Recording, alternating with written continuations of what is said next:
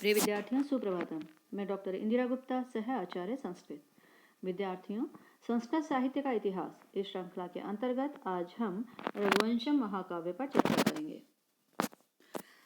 विद्यार्थियों, जैसा कि हम सभी जानते हैं कि रघुवंशम महाकाव्य महाकवि कालिदास की रचना है और महाकवि कालिदास भारत के ही नहीं विश्व के प्रसिद्ध तथा प्रधान कवियों में अपना सर्वोच्च स्थान रखते हैं।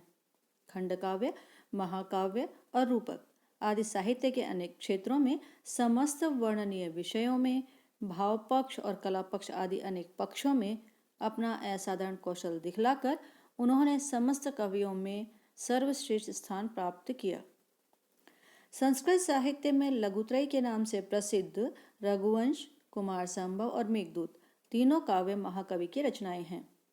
उक्त तीनों काव्य संस्कृत साहित्य में प्रवेश करने के लिए सिंह द्वार के समान हैं। उनमें भी रघुवंश का स्थान सर्वप्रथम है। यूं तो महाकवि कालिदास की प्रत्येक रचना ने अद्भुत ख्याति प्राप्त की है और विद्वान समीक्षकों ने मुक्त कंठ से उनकी कृतियों की प्रशंसा भी की है। फिर भी समालोचकों ने कालिदास के काव्य में रघुवंश को सबसे अधिक महत्व दिया है और इसे कवि की अंतिम तथा श्रेष्ठ कृति माना है। इसमें सूर्यवंशी और रघुवंशी राजाओं के चरित्र का संश्लिष्ट वर्णन है और इसका प्रारंभ अर्थगर्भित अनुष्टुप जैसे छोटे से अलंकृत श्लोक से करते हुए वाक शब्द को सटीक रूप से अभिव्यंजित करते हुए महाकवि कालिदास ने लिखा है। वागर्थाव्य संपृक्तौ वागर्थ प्रतिपत्तये जगतः पितरौ वंदे पार्वती परमेश्वरौ। यहाँ वाक का प्रयोग बहुत महत्वपूर्ण है। वस्तुतः कालिदास ने इस पद द्वारा काव्य की परिभाषा ही दे दी है। बाद में आनंदवर्धन ने ध्वनि व्यंजना के रूप में तथा अभिनव गुप्त ने प्रत्यभिज्ञा के रूप में इसे ही भिन्न भिन्न प्रकार से व्याख्यायित किया है। यही शब्द ब्रह्म और नाद ब्रह्म माना गया है। यही नहीं, यहाँ शब्द और अर्थ को शिव और पार्वती का रूप भी स्वीकार किया है। इस महाकाव्य में 19 सर्ग हैं और इन सर्गों में रघुवंशी राजाओं का जीवन चरित्र वर्णित है। इस महाकाव्य की कथा वस्तु को सर्गानुसार क्रमशः इस प्रकार प्रस्तुत किया जा सकता है। महाकवि ने प्रथम सर्ग का शुभारंभ नमस्कारात्मक मंगलाचरण के साथ किया। उन्होंने जगतः पितरौ वंदे पार्वती परमेश्वरौ, जैसा कि हमने अभी पूर्व में भी पढ़ा, वागर्थाव्यु संपृक्तौ वागर्थ प्रतिपत्तये जगतः पितरौ वंदे पार्वती परमेश्वरौ। इस मंगलाचरण के द्वारा भगवान शिव व पार्वती की वंदना की है और इसके पश्चात विनय प्रदर्शन करते हुए रघुवंशी राजाओं की विशिष्टताओं का सामान्य वर्णन किया है। प्रथमतः राजा दिलीप का वर्णन प्रस्तुत किया है। राजा दिलीप पुत्रहीन होने से चिंतित हैं तथा अपनी मानसिक व्यथा को व्यक्त करने के लिए सुदक्षिणा के साथ कुलगुरु वशिष्ठ के आश्रम में पहुंचते हैं। वहां दोनों पति पत्नी नंदिनी गाय की सेवा में संलग्न हो जाते हैं। द्वितीय एवं तृतीय सर्ग भी राजा दिलीप से ही संबंधित हैं। द्वितीय सर्ग में राजा दिलीप की गो सेवा के वर्णन के साथ साथ 21 दिनों के पश्चात उनकी निष्ठा की परीक्षा का वर्णन भी है। नंदिनी एक काल्पनिक सिंह के चंगुल में फंस जाती है तथा राजा गाय के बदले में सिंह के समक्ष अपने आप को समर्पित कर देते हैं। इस पर नंदिनी प्रसन्न होकर उन्हें पुत्र देने का आश्वासन प्रदान करती है। पत्नी सहित राजा ऋषि की आज्ञा प्राप्त कर प्रसन्नचित्त हो राजधानी लौट आते हैं। तृतीय सर्ग में राजा सुदक्षिणा का गर्भाधान, रघु का जन्म, शिक्षा एवं यौवराज्य का वर्णन है। इसके पश्चात दिलीप द्वारा अश्वमेध करने का वर्णन है। सर्ग के अंत में सुदक्षिणा सहित राजा दिलीप के वन गमन का वर्णन है। इस एक प्रकार से वे पुत्र का राज्याभिषेक कर वानप्रस्थ में चले जाते हैं। चतुर्थ सर्ग में राजा रघु के दिग्विजय का वर्णन किया गया है। वे चारों दिशाओं के राजाओं को जीतने के पश्चात यज्ञ प्रारंभ करते हैं। पंचम सर्ग में रघु की सभा में कौत्स नामक स्नातक के गुरु दक्षिणा के लिए पहुंचने का वर्णन है। रघु ने यद्यपि विश्वजीत यज्ञ में सर्वस्व दान कर दिया था, फिर भी वे कौत्स को निराश नहीं लौटाते तथा उसके लिए दक्षिणा हेतु 14 करोड़ मुद्राओं की व्यवस्था करते हैं। कौत्स उन मुद्राओं को लेकर पुत्र प्राप्ति का आशीर्वाद देकर प्रस्थान करता है। राजा के अज नामक पुत्र होता है जो धीरे धीरे युवा अवस्था को प्राप्त होता है। युवराज अज विदर्भ राज कन्या इंदुमती के स्वयंवर में भाग लेने के लिए जाता है। मार्ग में वह नर्मदा तट पर एक विशाल वन्य गज को मारता है। मरते ही वह गंधर्व बन जाता है तथा अज को सम्मोहनास्त्र प्रदान करता है। अज जब विदर्भ पहुंचता है तो उसका विशेष स्वागत होता है। छठे सर्ग में इंदुमती के स्वयंवर का वर्णन किया गया है। सुनंदा स्वयंवर में उपस्थित हुए सभी राजाओं का क्रमशः वर्णन करती है। जब सुनंदा के साथ इंदुमती अज के समक्ष आती है तथा उसके गुणों को सुनती है, तब अज के गले में माला डालकर उसका वर्ण करती है। सातवें सर्ग में राजकुमार अज इंदुमती से विवाह करके अयोध्या को प्रस्थान करता है। मार्ग में उसका अन्य राजाओं के साथ युद्ध होता है, उन्हें वह पराजित कर देता है। अयोध्या में पहुंचने पर अज का स्वागत होता है। अष्टम सर्ग में अज का विलाप है। अज के विवाहोपरांत उसे राज्यभार प्रदान कर रघुवन में तप करने चले जाते हैं। वहां उनकी मृत्यु हो जाती है। इसके पश्चात अज के दशरथ नामक पुत्र उत्पन्न होता है और उसके बाद एक बार वन में गई इंदुमती पर किसी विद्याधर की माला आकाश से गिरती है तथा वह मर जाती है। राजा अज उसके वियोग में विलाप करता है।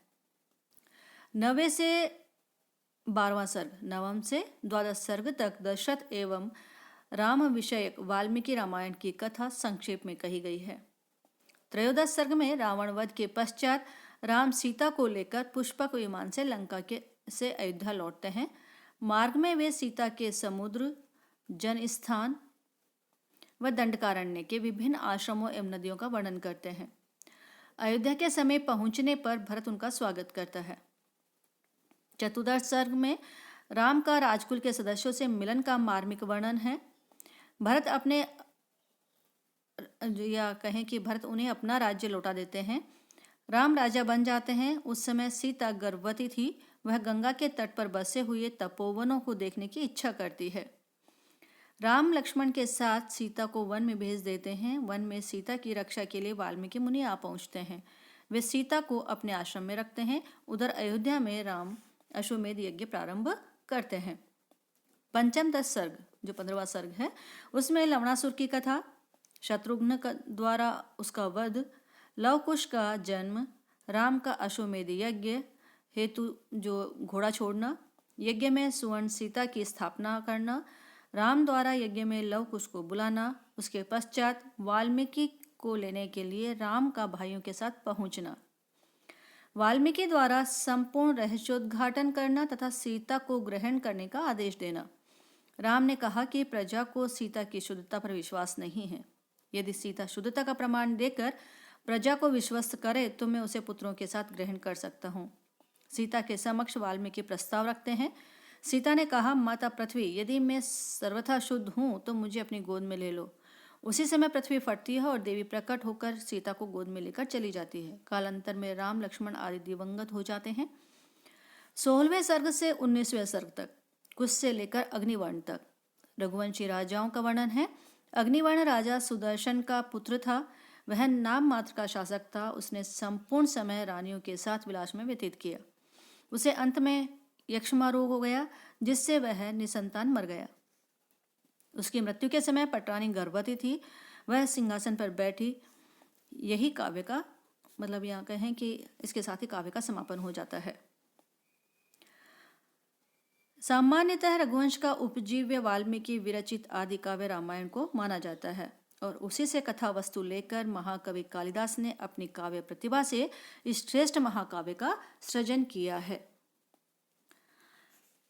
जो ये महाकवि कालिदास ने यह ग्रंथ लिखा है और भी अन्य ग्रंथ लिखे हैं, उन सभी में हम देखें तो महाकवि कालिदास के काव्यों में उपमाएं अनायास ही समाविष्ट हो जाती हैं।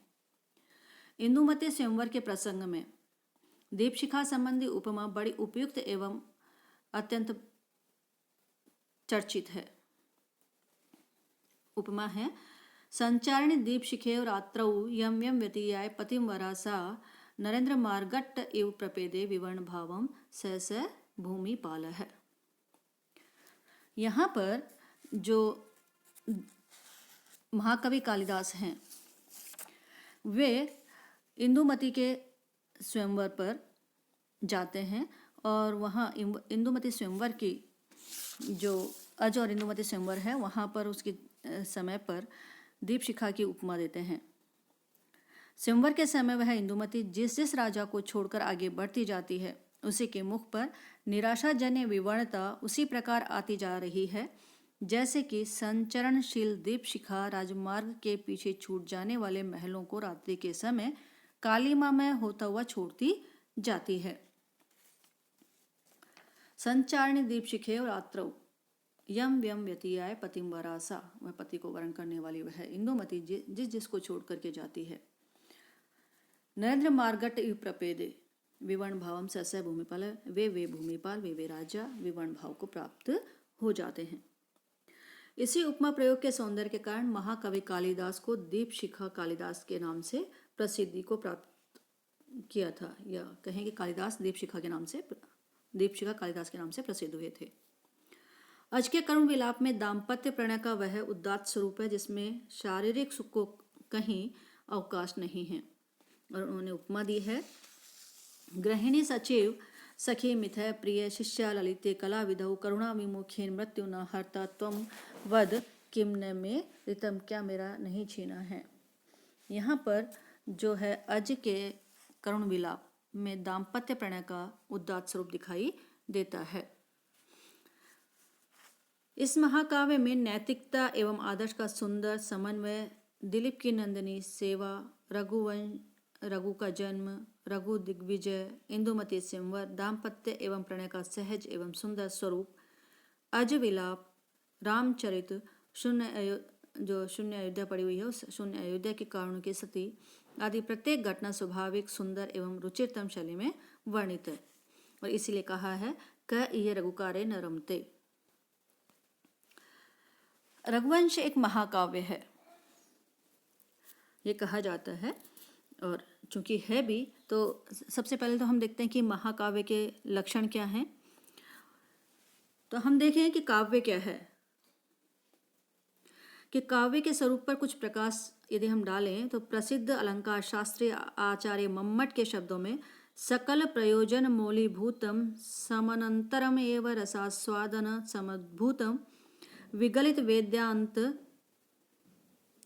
अमी इतिहासेभ्यश्च शब्दार्थयो गुणभावेन रसांगभूत व्यापार प्रवणतया विलक्षणम यत्काव्यम लोकोत्तर वर्णना निपुण कवि कर्म। इस प्रकार काव्य का स्वरूप वर्णित किया है। पंडित राज जगन्नाथ ने भी रमणीयार्थ प्रतिपादक है शब्द है काव्यम कहा है। आचार्य विश्वनाथ ने साहित्य दर्पण में महाकाव्य के लक्षण निम्न प्रकार प्रस्तुत किए हैं। सर्ग बंधो महाकाव्यम तत्र एको नायक है सुर है, एक वंश भवा भूपः कुलजः बहवो अपीवा, अंगानि सर्वे अपि रसा सर्वै नाटक संदयः, चत्वारस्तस्य वर्गः शु तेषु एकं च फलं भवेत्, क्वचित् नत्वा खलादीनां सतां च गुणकीर्तनं, नाति स्वल्पा नाति दीर्घा सर्गा अष्टाधिका इह, सर्गान्ते भावी सर्गस्य कथयाः सूचनं भवेत्, प्रातः मध्याह्न मृगया शेल तु वन सागरा, रण प्रयाणो उपाय मंत्र पुत्रोदया अदयः, कवे वृत्तस्य वा नाम्ना नायकस्य एतरस्य वा, सद्वंशः क्षत्रियो वापि धीरोदात्त गुणान्वितः, श्रृंगार वीर शांत नाम एको अंगिरस इष्यते, इतिहासोद्भव वृत्तम अन्यत् वा सज्जनाश्रयम्, आदौ नमस्क्रिया शिर्वा वस्तु निर्देश एव वा। इस प्रकार से जो साहित्य दर्पण में महाकाव्य के लक्षण लिखे गए हैं या प्रस्तुत किए गए हैं। कहें कि संक्षेप में कहा जा सकता है कि महाकाव्य सर्गों में विभाजित किया गया है। महाकाव्य की कथा वस्तु कवि कल्पना प्रसूत न होकर किसी प्राचीन ऐतिहासिक वृत्त अथवा आख्यान के आधार पर रचित होनी चाहिए। महाकाव्य का नायक कोई देवता अथवा प्रख्यात वंश में उत्पन्न श्रृंगार वीर और शांत रसों में से कोई एक रस प्रदान होना चाहिए, अन्य रस उसके सहायक रूप में वर्णित होने चाहिए। प्रारंभ में आशीर्वादात्मक, नमस्कारात्मक अथवा वस्तु निर्देशात्मक मंगलाचरण होना चाहिए। कहीं कहीं दुर्जनों की निंदा व सज्जनों की गुण गाथा होनी चाहिए। समस्त सर्ग में एक ही वृत्त, परंतु सर्ग की समाप्ति पर उसमें परिवर्तन होना चाहिए। सर्गों की रचना न तो अधिक छोटी हो और न ही विस्तृत होनी चाहिए। कम से कम 8 सर्ग होने चाहिए। सर्ग के अंत में आगामी कथा की सूचना होनी चाहिए। महाकाव्य के उपयुक्त स्थल पर संध्या, सूर्य, चंद्र, प्रदोष, रात्रि, प्रातः, सायं, संभोग, विप्रलंब आदि का वर्णन भी होना चाहिए। उपयुक्त महाकाव्य के लक्षण के अनुसार, या ये कहें कि साहित्य दर्पण के लक्षण के अनुसार, निर्दिष्ट अधिकांश तत्व हमें रघुवंश में उपलब्ध होते हैं। इसमें भी एक वंश में उत्पन्न रघुवंशीय राजाओं का वर्णन है।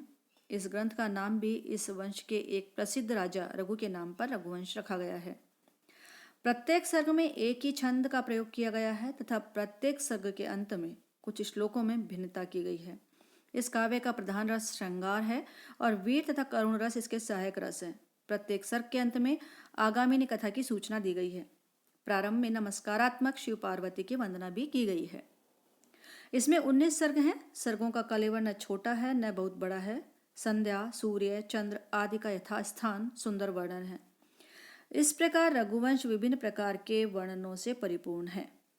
इसमें अनेक उदात्त आदर्शों का चित्रण किया गया है। विविध दृश्यों से परिपूर्ण रघुवंश एक उत्तम कोटि का महाकाव्य है। अतः हमें इसमें महाकाव्य के सभी लक्षण विद्यमान है ऐसा मानते हैं और महाकाव्य की कसौटी पर कसने पर यह खरा उतरता है। और जो कालिदास के जो महाकाव्य है, रघुवंश में कवि ने अपनी परिपक्व बुद्धि और प्रौढ़ प्रतिभा का परिचय दिया है ऐसा भी हम स्वीकार करते हैं। इसके साथ ही हम जो अन्य महाकाव्यों की चर्चा करेंगे, अश्व घोष आदि के महाकाव्यों की, वह हम आगामी भाग में करेंगे। धन्यवाद।